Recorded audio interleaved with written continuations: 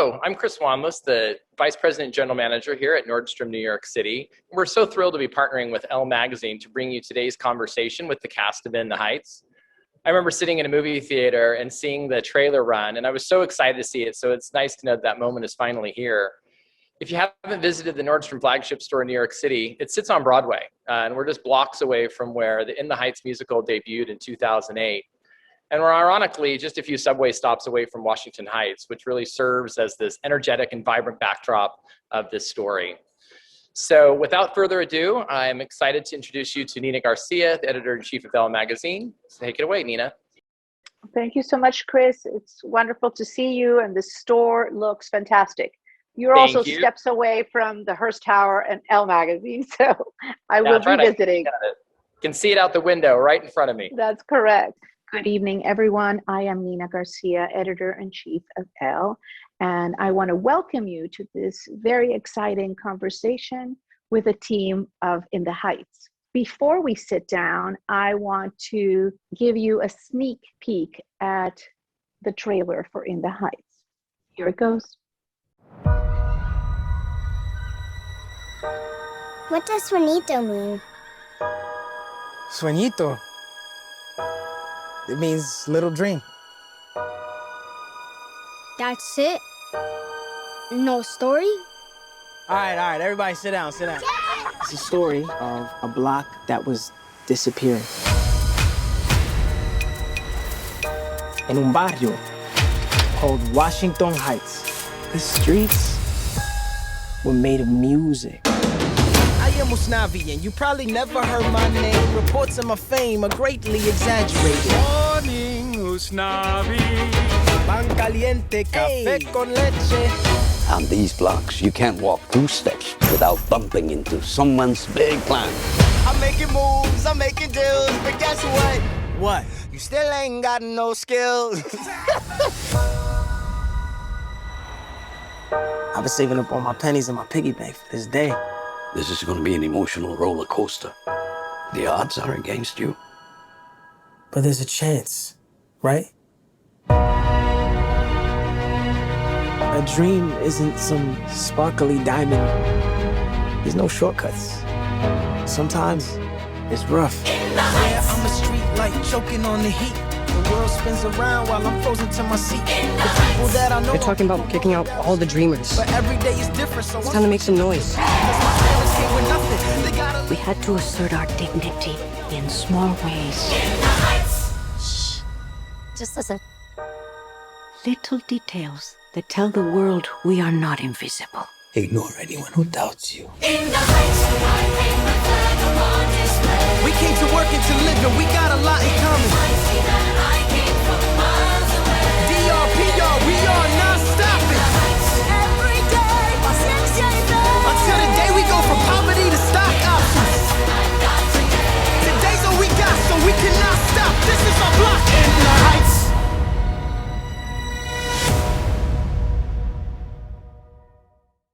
Now let's get to the team of In the Heights. With us today is Melissa Barrero, Leslie Grace, playing Vanessa and Nina, respectively, producer and screenwriter Chiara Alegria Udes, and here to lead our chat is our very own ELLE's deputy managing editor and author of the story that will run in our June-July issue of ELLE, Laura San Pedro. Welcome, everyone. Thanks, Nina, and hello, everybody. It's great to speak with you all again now that the movie's finally coming out. Great to see your faces. Great to see you too. So I'd love to start talking about how the movie kind of came to each of you, which obviously in very different ways. I think, Melissa, I'll start with you as sort of like the In the Heights super fan.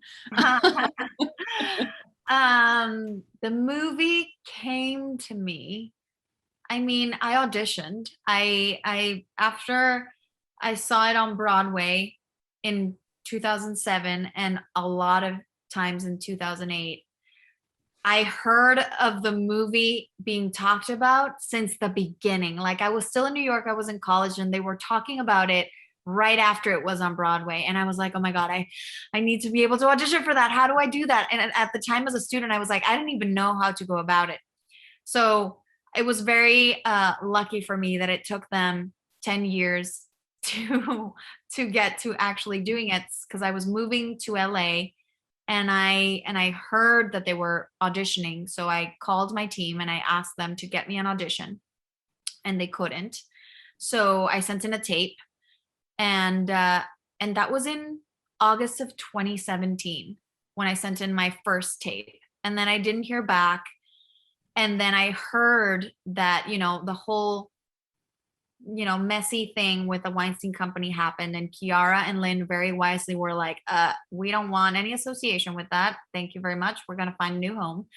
And so I called my team back and I was like, when they start auditioning again, please, please get me in. And at that point, I was shooting the second season of Vida. So I got called in, and I auditioned in person in LA, and then, call back. We went to New York. I met Leslie. We played, what did we play in that waiting room, Leslie? Do you remember? Heads up on somebody's phone. Heads up while we waited. Bonding. Yeah. We went to You guys met? Yeah. And That was the first time you met? Yeah, that was the first time we met. yeah, that's the first time. A lot of us too. That's the first time. Corey was there too. Dasha was there. Yeah. And yeah, it was January of 2019 when I got Lynn's call that I had booked it. So a year and a half after I sent my first tape. Wow. Wow. That's amazing. And then Leslie, for you, that was your first ever audition. Yeah. It was my first, similarly to Mel, like my first audition was around probably the same time, in 2017. I sent in a self-tape, same kind of thing. Like, I heard that they were auditioning, and I was talking to my agents like, hi, can we do this? And so I sent in a self-tape from Florida, and then I eventually got to audition in person in LA. And I was so green. It was my first ever movie audition in person. And I was super duper green, super nervous. I was like through the process learning what it was to audition in person, because up until then I had done a bunch of just self-tapes. And then, all of that happened, same story, until we all got to meet in New York. I was on every person, like, please tell me when they're casting again. And then we all got to meet in New York once we got called back. Thank God, thanks to the powers that be. And yeah, we knew that we were going to be, if we got to be a part of this, that it was going to be something life-changing. So just blessed to have been my first thing with this incredible family. Yeah. And I have to say, you can really see the passion in the whole cast throughout the entire film. I mean, especially in the ensemble numbers where you're all together, the energy's just real. You can feel that people really wanted to be a part of it. Kiara, for you, what were you looking for in building, the cast that would bring your show to the screen? It's so fun remembering the auditions. I think especially with the cast we ended up with, you could feel like, look, everyone, they want a job, right? But there was an energy that was far more specific and open than that, which was, they want to tell this story. They want to make their mark, and they want to be open to a circle of artists that we were trying to build and making the film. I remember kind of the look in Mel's eyes. I remember the look in Leslie's eyes, very different, because they bring very different energies to the roles. They're very different people, and a sense that in some ways it really matches their characters, actually. Like there was a sense that Mel really had been doing this for a while, kind of like Vanessa, and was like, give me a chance, world, give me a chance, life, come on. Like I'm putting in the time. And with Leslie, it was a really different energy, which was like, I'm telling myself I belong in this room. And I mean, she has the chops galore. So that was that wasn't an issue, but it was a sense of like, of greenness and newness, but total commitment. And I was like, this is how Nina feels at school. Like she's in a new space and she got what it takes, or they wouldn't have let her in. But there's still that sense of like, is this right? Do I belong here? And it was just such a beautiful fit. I remember Corey too, Corey coming in, and he had such a positive, friendly, and I would say delicate approach to Benny. And it was just very, very winning. I could understand why Nina would really want to hang around this guy a little bit more than some of the other guys in the neighborhood. You know what I'm saying? So yeah, they're beautiful memories of people whose spirits really aligned with the roles. And I think, Leslie, in speaking to you before, finding out that you had this super close connection to literally where the movie was filmed. I mean, that was so unexpected, right? That it was like right there that you had that connection with your mom. Yeah, I mean, I didn't even find that out. I think you're talking about the fact that my mom opened up her first business, her first salon, a couple blocks away from where we shot all summer. I didn't find that out till midway through, because that was a business that she had. I didn't come to know. My mom got a couple, but she's real life Daniela, so she ended up getting priced out, moved to the Bronx, up to the Bronx as well. And that's the salon that I knew. So I never got to see that salon, but when she came down, she was like, oh, this is like a couple blocks away from where my 180th, whatever salon was, my first business. And I was just like, what? And there's so many stories like that. And that's the beauty of, again, like being able to be a part of something that feels like your story, that feels like, man, I know this is going to mean so much to so many people, that I know how much it will do for them to see their struggle and their particular like dream on screen that, is so rarely seen. And so, yeah, it was just a lot of full circle moments, a lot of family members happening to arrive on set, like lots of beautiful moments.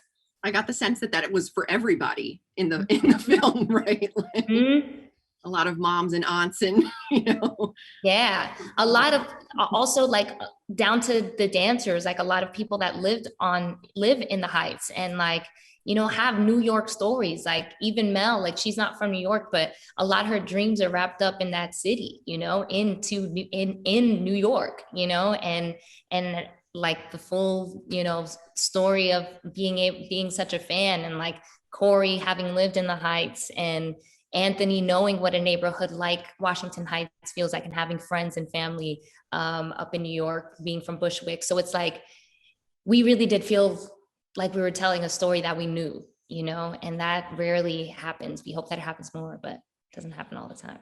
Yeah. Well, so much of the movie was filmed on location, filmed that amazing, 96,000 sequence at High Bridge Pool with, like aquatic choreography. What was it like to film with all the people that inspired the story amongst, everybody that, you're portraying on screen? We did local casting calls. And so Lynn and I called each other that morning, and we're like, we both live in Washington Heights, and we're like, this is happening 3 blocks away from us.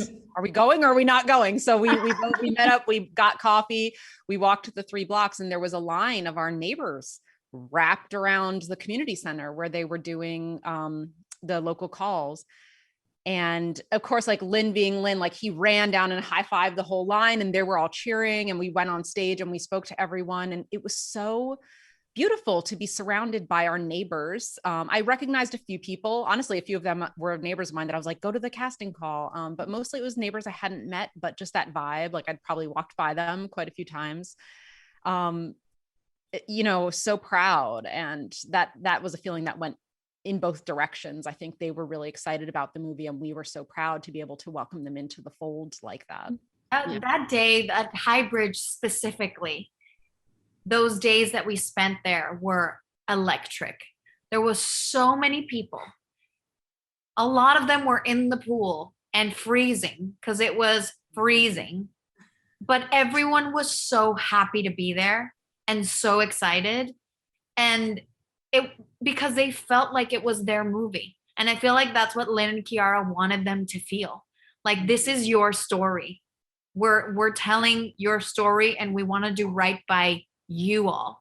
And I feel like that kind of feeling, that ownership, is beautiful, because we don't have anything like that. Washington Heights has never been seen in this, like, in all its beauty and splendor ever on a big screen like that. And I can't even imagine. I mean, you, Kiara, have been living there for so long, but the pride of whenever I see Mexico in a movie and it's portrayed in an aspirational, beautiful way in the Mexico that I know, I feel a pride, like it fills me. It makes me so happy to know that like other people are watching and falling in love with a place that I already love. So I think there's something of that in this movie. People are going to fall in love with Washington Heights and with the vibrancy and the people.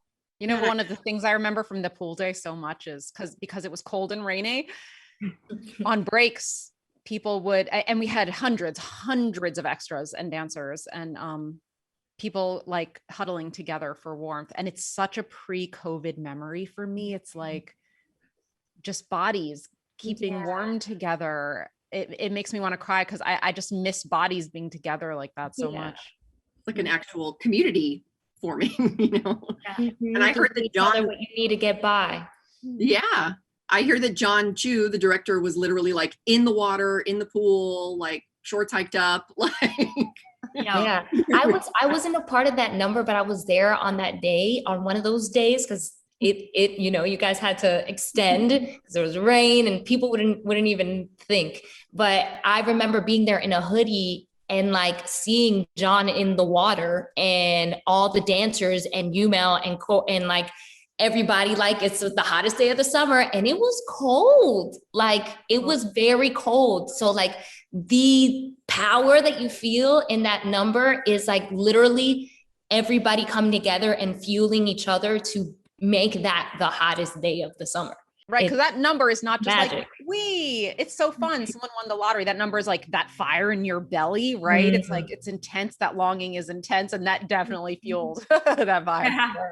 So I'm curious what it was like working with your two fella counterparts. You know, Anthony, obviously everyone knows from all of his great stage work, and Corey, who it turns out is like a secret song and dance prodigy here. Let's go. What was it like working with those guys? Oh my God, incredible. We couldn't have asked for better partners and scene partners and partners in crime. Yeah. It was a beautiful, I mean, I don't know, like I feel like for me personally with Anthony, we were the first to come into rehearsals. It was just him and me at the beginning in the first week. And I was, you know, I went to school in New York, but I hadn't been there in a really long time.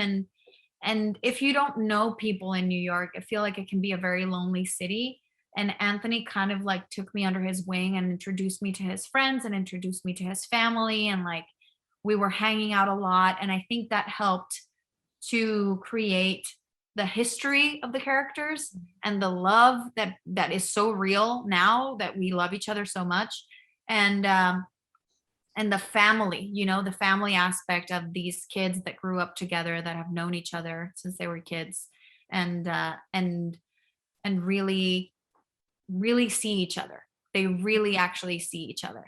And it was beautiful. I couldn't have asked for a better, I mean, I think we all couldn't have asked for a better leader for our cast. Ant is incredible. He's just so chill, and his energy is so contagious that you'll see it in behind the scenes where he's like hyping everyone up and like the big numbers and screaming for the culture. And it was just it was a beautiful thing to see and to like be a part of with him and with everyone. We got to all hang out a lot during that summer. A lot. Like I think that's why you can really see the love, because we really, prior to shoot, even getting on set, we spent so much time together and thoroughly enjoyed. Like it wasn't enough time. ever. When we got to hang out, we just wanted to keep on going. And that again, also very few times happens. You can't fabricate that type of love or that type of chemistry. So we've been saying the whole time, like, shout out to casting, because it's not only about, you know, casting people that can play the roles, but it's like, especially for a story like this, it's casting people that are that work well together and that have that chemistry and that have the capability, I would say, that have the heart to give their all to a story that involves other people. And, you know, and so we were so blessed. Like, I'll agree, Ant was, man, he just kept morale up there was no moment where Ant was just like, wasn't there, heart and soul, and like making sure that everyone like had that energy that they needed to pull through for those, you know, those cold days or whatever. He was there to like, yo, this is remember. And I think that's what we needed. And personally for me with Corey, like, man, that guy, man, he's just the best scene partner, the best friend. Like, he was my best friend on set. Like, just being able to go to him with any stupid questions, being able to lean on him as a dance partner, being able to lean on him as a just scene partner and like talk through things. And the just generosity that was given on set amongst all of us, but definitely I know like in the partner work, it was felt all the way throughout. And I don't think, I personally don't think I would have been able to do, you know, what I was called to do had it not been for my scene partner, had it not been for the bond that specifically the four of us really felt with each other. We leaned on each other and you know, in every aspect of what was being called of us. You know what I just remembered, Kiara? I don't know if you remember this, but because Nina and Vanessa don't spend a lot of time with each other during the movie.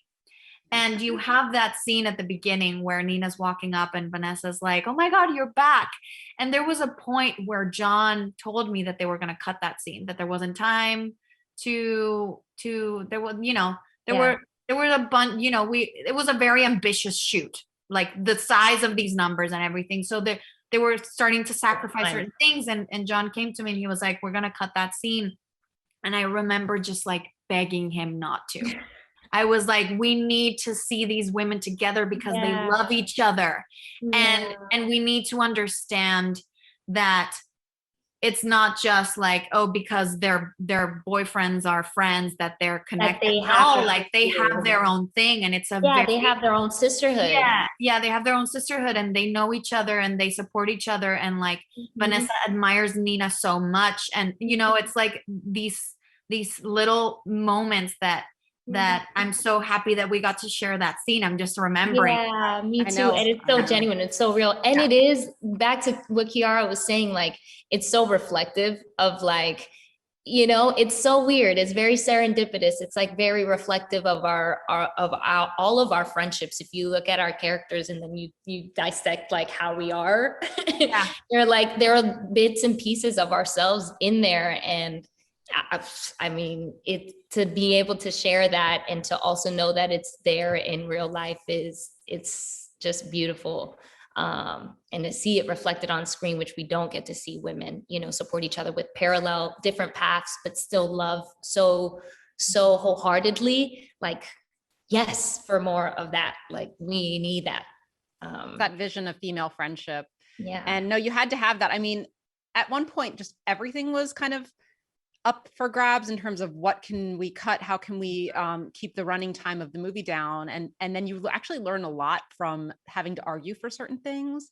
And that moment where Nina and Vanessa embrace, you get this sense like their bond is, they have very, very different paths, but their bond is real and connects them always. And then that's kind of in some ways played against the dinner scene where that really comes to the present, where there are different pathways. Like, Vanessa would love that tuition money. Yeah, love that tuition money. And yeah, you know, and Nina's like, I don't want it. It's too big a burden, and I'm not sure it's worth it. You know, so to really solidify the fact that they are connected and that they are supportive, even despite their divergences, is, you know, it was helpful to have to articulate that on the way. You know, that can't get cut. Yeah. Yeah. Thank you for arguing for us. Yeah.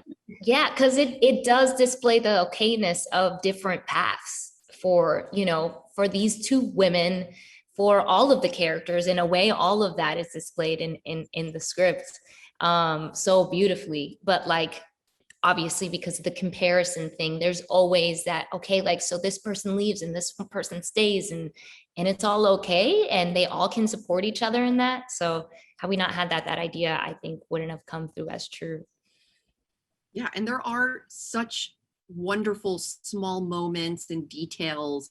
You really do get the sense that great care went into curating those moments, defending those moments, making sure they're in there, creating those vignettes. Kiara, for you, was that an important element for you in bringing the film, you know, bringing the show to the screen, where you can have sort of intimate moments you might not be able to have on stage? It's such a difference. So I had to rewrite a lot of the scenes because of that, because on stage, the set is basically the exterior of the block. And so when Abuela Claudia is trying to comfort Nina, who has come home and is feeling kind of embarrassed and ashamed of her struggle as an elite college student, you know, Abuela Claudia can give her one type of support out on the block, which is what happens on stage, but on screen, we go inside Abuela Claudia's house, and which I loved. I was so excited to do that. So I had to rewrite the whole scene because I think they'll get more direct and real. They'll take their masks off a little bit more, you know, when they're leaning over Abuela's stove top and they're cooking and they have privacy. And so in that scene, it's, you know, Abuela's line really could speak to my whole writing process, which is about little details that tell the world, you know. And this is not, you know, the tragedy of Romeo and Juliet. This isn't some big, you know, highfalutin tragedy. This is about the everyday moments that build a life, the everyday people that build a community. There's a reason why there is no single lead character or protagonist of this movie, because it's a different vision of what character is. Character is a shared experience amongst people who, even despite their different pathways. So yeah, it's all about those little details and getting to zoom in on, you know, Nina lifting the lid and smelling the bubbling ropa vieja and just feeling that little bit of comfort, like she hasn't smelled that in a long time, you know. You guys feel that on set, like, you know, notice little things here and there? I have to add that was Kiara, because I didn't get to tell you, that was one of the things that got the biggest, I mean, it was the biggest ooh, ah, with my family at the family friends screening. Like all the numbers, all the, okay, great. Yes. Oh yes. Awesome. Oh my God. But the ropa vieja and the dinner scene display was, and the guava and cheese crackers, like with the Ritz, like that, those got the biggest, and it's, again, it made me cry while I was laughing and chuckling in my seat to myself, hearing it, because it's the little details, you know, it's what it's all about. Kiara is a poet. You are a poet. There's so many lines in this movie, like just single lines, like little details that tell the world we're not invisible. Like you can walk 2 steps without bumping into someone's big plans. Yeah. There's so many like golden, like genius lines that I don't know how everything comes from your brain. But the way that you know, because seriously, adapting a musical to a film version, to a movie version, is not easy, and they don't always work. And I'm like a musical theater lover, and sometimes I'm like, ooh. Like what, you know? And like Kiara did it so brilliantly, like updating it, making it feel like for today, even though, you know, the struggles are still a lot of the same, which says a lot after 13, 14 years since it was on Broadway, that we're still dealing with the same kind of things. But the way that you updated it and added little things to certain characters, I I think is brilliant. And I think you're amazing. And we're so lucky. We are so lucky. It's It that's did translate seamlessly to the screen. I have to say, like that's really kudos to you, Kiara. Oh my gosh, I'm glad it came across seamless. It was a real process to do the adaptation. It's a lot of trial and error, you know. Some things like I stick with my gut and I go hard on them, but other things I go in, I admit, I don't know. Let's try it this way and find out if it works or not, and then pivot if it doesn't. One of the biggest concerns I had, because I love stage musicals and I do like movie musicals, but they work in different ways. And I think the hard thing is going from scene to song. On stage, the whole audience gets it's make-believe. That's a fake bodega on stage. It's all make-believe. So going from scene to song is part of that make-believe world. But on screen, like that's a real bodega. That's a real taxi dispatch. And so, you know, it could be a little bit more like awkward and corny pivoting from scene to song. And that's why I added a whole new element with Usnavi telling his story to kids, because it wasn't because I wanted to add a new plot line. It was because I wanted to actually help the audience understand that's just how he tells a story. You know, he's a head owl. He's like, has a big imagination. And that's how the day at the pool felt to Usnavi. It felt like they were all busting into song. Yeah. And I want to add just that I love that through his narration, you get to see in this really beautiful way, like the magic that we all see in our neighborhood when we tell the story. Cause like I've grown up hearing the stories about the High Bridge and the, you know, like different stories in the neighborhood from my family members. And it's always told with this sense of magic that you can only feel if you were there, that the person listening or the kids listening are like, yeah, right. You know what I mean?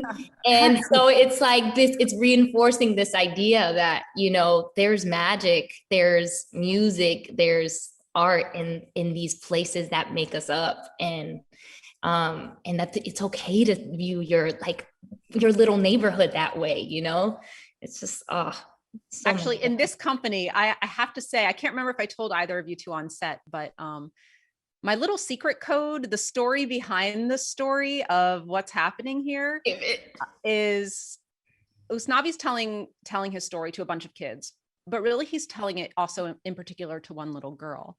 And I think what he's doing in a very subtle way is saying to her, here are the strong Latinas I knew. There's many different ways to be a strong Latina. Here's some examples I've known from my life. So that's why he even goes into a whole pop quiz about who are these historic, famous Latinas. You know, I never put my finger on it and I don't say that's why he's telling a story, but in my mind, that is why he's telling his daughter, you got to find your own way to do it. And there's lots of different models that I knew. Same. I think we have to go out on strong Latinas because that's the best way to wrap up. So ladies, thank you so much for your time. It was so great to speak with you again about a project we're all so excited for. I've seen it. I can't wait for everyone to see it. And a big thanks to Warner Brothers and Nordstrom for partnering with us to bring you this awesome conversation. And thanks to everyone that's tuning in. And thank you and take care. Thank you. What a pleasure. Laura, thank you so much. Thank you.